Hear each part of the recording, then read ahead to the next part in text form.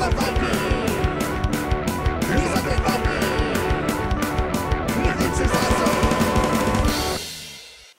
everybody, this is me, the Untitled Viking, and this is Are You Gonna Eat That? Are You Gonna Eat That is a game for 2 to 5 people in which each player is a person at their favorite restaurant. They're all at their favorite restaurant, right? And you're like sitting at this table. And all of a sudden people like start piling in. And apparently you're going to eat there all day because you're going to stay there for breakfast, you're going to stay there for lunch, and you're going to stay there for dinner. Which, who knows, maybe that's what you do. But regardless, you're going to be there all day, but you realize there's so many people because the restaurant is so popular, there isn't going to be enough food for everybody. So and apparently it's like the last day the restaurant's going to be open, and so you want to make sure that you get the most food possible and you have the best dining experience possible. And to have the best dining experience possible, you have to have the best food. Now, what happens is that each player will have a hand of cards, and they will place food in front of them, face down, and they will, try to make sure that that food, if it is good, and it's going to be worth positive points, makes it around the table and survives, so then they were able to go ahead and eat the food and then and actually score those as points towards the end of the game to see who wins. Now, what can happen, however, is that players can actually purposely create food combinations that are going to taste bad, and food that tastes bad will eventually give people negative points if they eat it because they've ate something awful.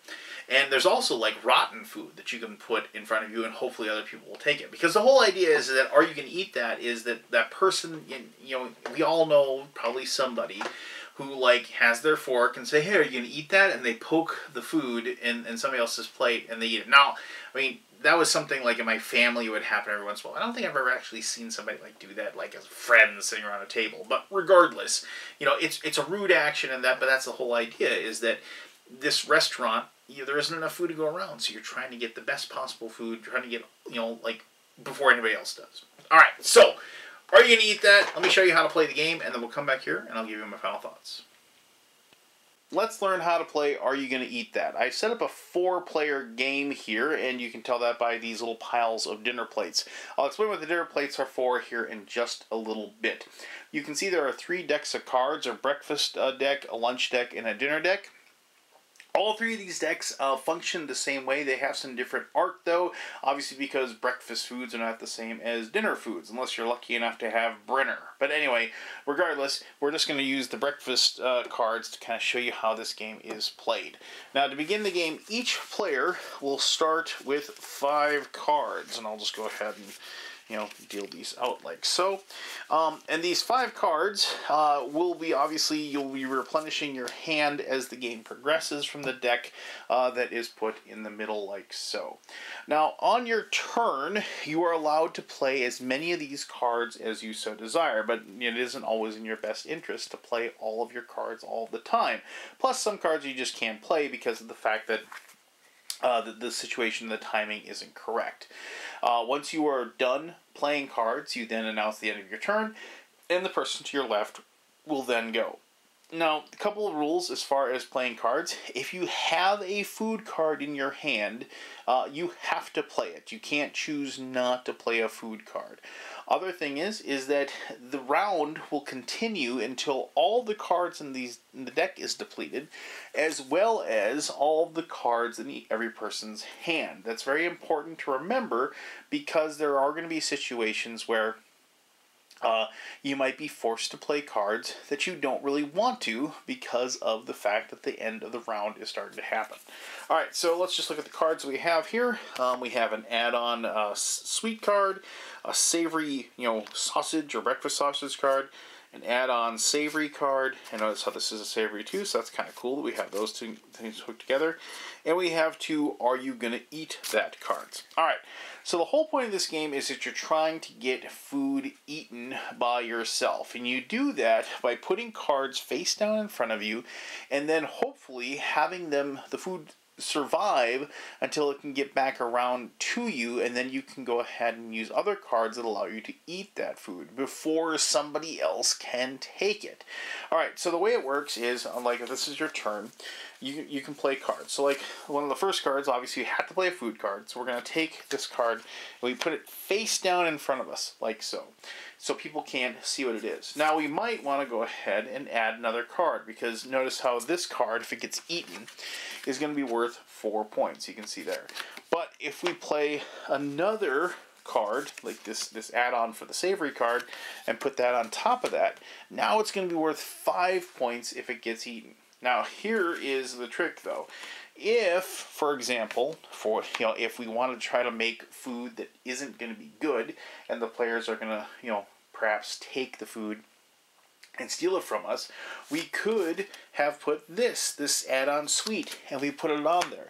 Now if this gets eaten, you are still going to total up these points, 2 plus 4 and 6, but those points are going to be worth negative points at the end of the game, once we total everything up. And of course, once it's eaten, you can't get rid of it, so those points will stick with you. But let's just leave those out there like so, and then we would probably say, that would be the end of our turn, because we don't have any nobody else has any food put out in front of them, and there's no way to do are you going to eat that. Now I'm going to hope that there's going to be some other cards here. So we get over to this player, and we have a couple. So they have a savory card, a couple of savory different cards, and so maybe actually they have a ton of food cards. Look at all these food cards, but no add-ons. So maybe. Oh, and I should mention also, once you are done with your turn, you do draw 2 cards. I should have drawn those 2. I do apologize.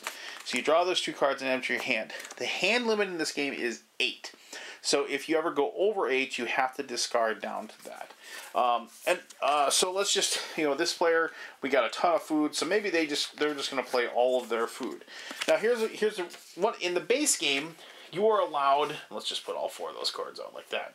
We can say, we have 4 food, and people are going to be like, what? Yep. So we're going to have 4 food. They're going to draw 2, and now their turn is done. Now, in the base game, you're allowed to look at the cards in front of you at any time. There is a variant that says that once the card is put in front of you, you have to remember what it is. Now, you can add that variant if you want. It does make things kind of fun, because it's tough to always remember what's going on. So let's go ahead and look at some of the cards here. So we have a gross card. I'll talk about those in a little bit. We have a steal card, and so they have 1 food, which is good, so they have to actually play it. But here, they have this card, which is really cool. So this is a Devourer card. A Devourer allows you to eat the food that is in front of you, but you can't do this on something that you've already played. So you couldn't play that card and then say, I'm going to eat it, and then you'd have it and you'd place it next to you. It has to kind of survive what's going on. But they have some other cards here. The steal cards allow you just to steal a random card from somebody else's hand. You just pick somebody, and then you're going to go ahead and get that card. Now, this gross card is actually like, the idea is that they're ruining the food. Notice how they're putting like ketchup on top of their pancakes. Ugh. So a gross card is actually played on somebody else's food, like so, and then they're forced to discard that food. So maybe they've piled up some really cool stuff and they're looking forward to getting it, but then you can play a gross card to destroy it. However, if somebody has a Devourer card, when you do that, before it can be discarded, they can play that Devourer card and interrupt that action to go ahead and take that particular card. So, that's that. We'll go over here to the last player's turn just to kind of maybe see what they got and see what we can do here. Alright, so this is actually kind of cool. We actually have rotten food. Rotten food is just that. It is rotten food. When you put that in front of you, the whole idea is that you're hoping somebody's going to try to steal that from you. So you could actually, get somebody to steal that and actually take some negative cards and get some negative points. Drink cards are just a point. If you're lucky enough to get a drink card, you can't be ruined, it can't be anything. You can just put it face up in front of you, and that is going to be points. Once food has been turned over, it can't be taken from you. Once again, you've eaten the food. It can't possibly be stolen out of your stomach, right? So just don't worry about it. Once you actually have good cards, that's going to happen. Now, let's just show, and let's just actually, maybe this player, we'll go ahead and look. Oh, I did actually get a turn loss card. When you get a turn loss card, you can put that in front of anybody else, and it just means they're going to lose their turn, that particular turn, so they won't be able to do that. Now, so let's go ahead. We can look here. I got another add-on suite, which really doesn't help. I don't have a food card, so I don't have to play one. But I could say, are you going to eat that? And I can play that on that person's stack. Now, this person doesn't want to keep it. Obviously, they want to get rid of it. But let's say it was a good card, and they want to keep it. They can, if they have a card that says, yup, I am going to eat that, that means they can play that in response to that action. And they can go ahead and prevent you from stealing it. Now, two things happen when you play, are you going to eat that action? If you take the food, you're going to take it and you're going to turn it sideways in front of you. The reason why you turn it sideways in front of you, because the next time, and are you going to eat that action, and whether it is successful or not, it is going to be devoured. It's going to be eaten, but it isn't eaten right away. And the same thing happens if they play a yup card, like are you going to eat that? The person plays a yup card, it turns sideways like so. So it is in the preparation of being eaten. Now you can use a Devourer card on those as well, if you so desire, but just so you know, that's the action. It does turn sideways at that time. Now remember, I did say that these dinner plates are kind of, you only get 6 of these, and once you use them all up, they're gone. Dinner plates can actually be used as an are you gonna eat that action. So like I tried to steal that, it didn't happen. Maybe it's like he's trying to fool somebody to think it's good, right? So he played a yup card, and so he's gonna keep that in front of him. And so like the next player goes, they don't have an are you gonna eat that action, but they're gonna want to take that. What they can do then is they can use an empty plate token to go ahead and use that as an are you gonna eat that action. But couple things. You can't just do a plate action. You actually have to have played another card on your turn, whether it's putting a food in front of you, playing a steal card to steal from somebody, whatever. You have to have played a card, or you have to have discarded 2 cards from your hand, just to so you actually are initiating something. Then they could play that plate token. They could say, are you going to eat that? They're going to ha ha ha, because it's already turned sideways, meaning they're going to claim it. They turn it over, they saw they got rotten food, they're like, dang it, I got rotten food, and this player feels good because they just bluffed somebody into taking some negative points. But that's how these plate tokens work. Now, I mentioned the fact that, you have to be able to play a card to do that. Also on your turn, if you want to end your turn, you have to discard a card. If you haven't played anything. So if you just gets your turn, you don't want to play any of your cards, you just want to skip your turn and have somebody else go, and you want to draw 2 more cards and put them in your hand, then you at that point you have to discard a card to initiate that. You can't just not play any cards. You have to be depleting your deck. Otherwise, people would just be taking cards and adding them to their hand, trying to get that perfect group of cards in their hand, and then start playing them. So you can avoid that. Now, you can discard cards to take other actions. You can always discard 2 cards to imitate an are you going to eat that. So if you've run out of these dinner plates, you can discard 2 to do that. Or you can discard 2 cards to take a Devour action. So you can take a Devour action by discarding 2 cards. Let's just say you wanted to discard these 2, you get rid of them, and then you turn these cards over and show that you've eaten that. You can take a Devour action.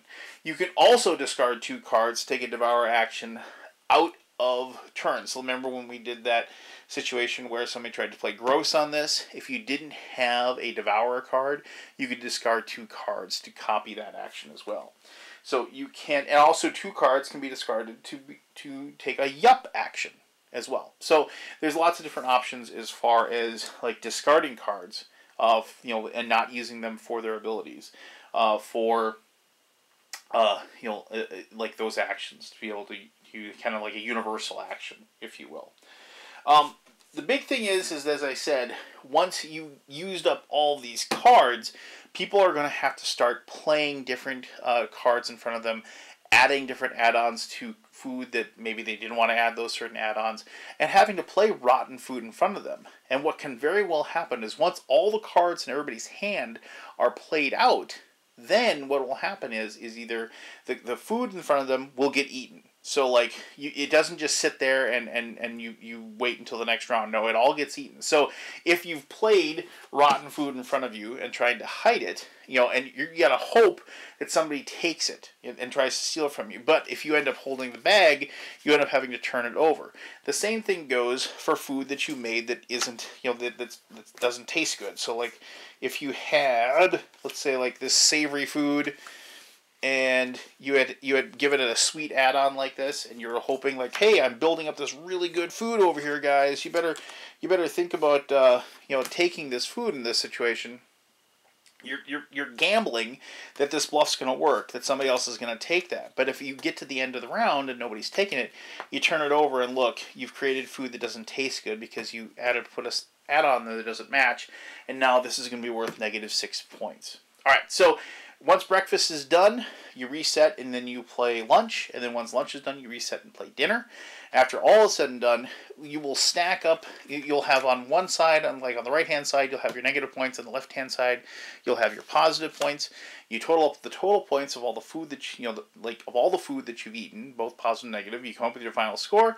Whoever got the most points, i.e., ate the best food, will end up being the winner of Are You Gonna Eat That? This is a very clever game. I really like bluffing games. I really like tricking people into doing things that they don't really want to do. And I also like games where, like, you have, like, those situations where, like, you have the perfect card in the perfect moment. And that could have been a problem a lot with this game if, like, you just were, like, really wanted to get a certain type of card in your hand for some reason, but you weren't able to do it. The fact that you are able to discard cards to use them for certain other actions, really adds to, really mitigates, like, that luck factor of, like, drawing the right cards and making sure you have those cards in your hand. It really mitigates that a lot and allows the players to, not only take good actions, but also defend themselves with good actions as well. And, as far as, like, this is kind of a take that game, but because of the fact that it kind of, like, it isn't as harsh as a lot of take that games, and I think that the point is, this is more of, like, a family type game, or, like, a lighter game. And so there weren't as many hard feelings when I played this with my kids, which was actually really welcome, and I appreciate that a great deal. But let me talk more about that when I get to my final thoughts here. Jeez. Oh, God. Hey. Alright, so there you go. That was Are You Gonna Eat That? Now, I mentioned that it was a take that game, and maybe, I don't know, definitions of take that games kind of differ as far as, especially in my gaming group, we kind of, are, is this take that or whatever, but it doesn't matter. Basically, this is a game where, you set up plans, you set up ideas, and you hope that the other people at the table don't wreck those ideas and wreck those plans before you're able to bring them to fruition. Now, that by itself would be a pretty fun game. I could see playing this game of, like, trying, oh, hey, come on, let me defend my food, let me create my food, let me defend my food, and I think that would be a fun game. But the point of, like, the whole bluffing, about tricking other people into buying into eating food that stinks, I think is awesome, because, it's just one of those things where I've always enjoyed games where, it's, you have the mechanisms of the game, and you have, like, them set up in a certain way that, facilitates the problem of the game, the story of the game, the thing that you need to solve, right? I need to do these actions so I can get points, or I need to do these actions so I can, whatever, win the game. Whatever the point of the game is, to win. You have to solve that problem to get to the end. Now, what I have always liked is that when games have mechanisms that set that up, and you have to solve that mechanism conundrum, but when you have players adding into that conundrum, I've always felt that really extends the life of the game. It really extends the game, but it really extends the, like, enjoyment for myself, because of the fact that now you've added that human element. And of course, we as humans, because of the fact that we think and we have these myriad of ideas and plans and whatever, you can't plan for that. You have to actually kind of just go with your gut and try to figure out whether or not that person who has put 2 or 3 cards onto this one piece of food, you have to, like, see, are they, do I believe them? Do I not believe them? Does he think that I think that you think that I think that I think that you think? Is that what it is? That sort of thing. And I like that. And there is something just wonderful about the reveal moment of like, okay, I'm going to eat this food that I stole from you. Let's see what I got. And you turn it over and you see what you get.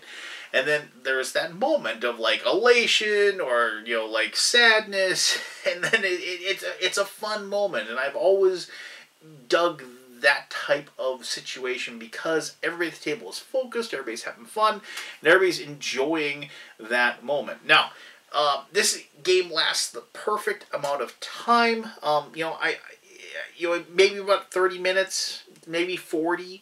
But, especially when you got 4 or 5 people at the table and you're just trying to kind of keep track of everything, really fun. And the action just keeps moving. It keeps clicking around. So, it isn't one of those things where it gets bogged down with overthinky types or anything like that. I do really enjoy the playing, as I mentioned, the aspect of like once you have a card down in front of you, you can't look at it anymore. So there's that added aspect of like when people take the card and they steal it from you and they put it in front of you, where was that thing that I wanted? Where was it? And like so there's that fun aspect of it that I enjoy a lot too. So once I played it like that. I can't play that way with my kids, but, when I played that way with my gaming group, we'll never go back and play it otherwise, because then it adds, like, this concentration aspect where you're trying to remember where this thing went and that thing went, and trying to, like, maintain knowledge of, like, where the good food is, so I really enjoy that as well. So, there you go. I mean, it is, as I said, a lighter game. I feel like I feel like it's marketed for my family, because my family, we like cooking together, we like eating together, we definitely like going to the pancake house together. So, I definitely feel like, as far as that's concerned, it's really a winner for my family. But also, like I said, it has that thinky, bluffy nature that my friends and I really, really enjoy. And these types of games always go over well. So there you go. If you have any questions about Are You Gonna Eat That, please ask away. I'll be happy to answer those as best as I can. As always, thank you very much for taking the time to watch this video. And until next time... hey, if you're one of those people that like steals food from somebody else's... a plate, let me know. Does anybody even do that anymore? That seems like it's just a movie thing. I don't know. But, my mother, I don't think my mom watches my videos. My mom does that all the time. She takes my food. But anyway, regardless, until next time, thank you very much for taking the time to watch this video. And you have yourself one heck of an awesome day. Alright, bye-bye.